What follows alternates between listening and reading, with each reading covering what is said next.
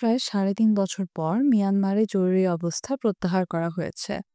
সামরিক জান্তা সরকার আগামী নির্বাচনকে সামনে রেখে বৃহস্পতিবার এই সিদ্ধান্তের কথা জানিয়েছে।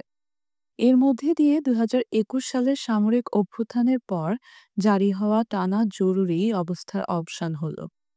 বাংলাদেশের প্রতিবেশী দক্ষিণ পূর্ব এশিয়ার এই দেশটির ক্ষমতাসীন সামরিক সরকারের প্রধান জেনারেল মিন অং হ্লেইং এই সংক্রান্ত একটি লিখিত আদেশ জারি করেছেন বলে বার্তা সংস্থা এএফপি জানিয়েছে।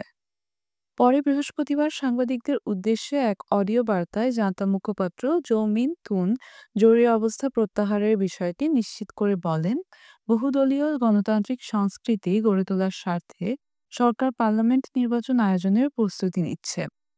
আসন্ন নির্বাচন উপলক্ষে আজ বৃহস্পতিবার থেকে জরুরি অবস্থা প্রত্যাহার করা হলো।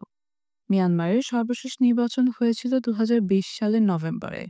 আর সেই নির্বাচনে ভোট কারচুপি হয়েছিল অভিযোগ তুলে ২০২১ সালের ১ নভেম্বর অভ্যুত্থানের মাধ্যমে ক্ষমতা দখল করে দেশজুড়ে জরুরি অবস্থা জারি করে মিয়ানমারের সেনাবাহিনী।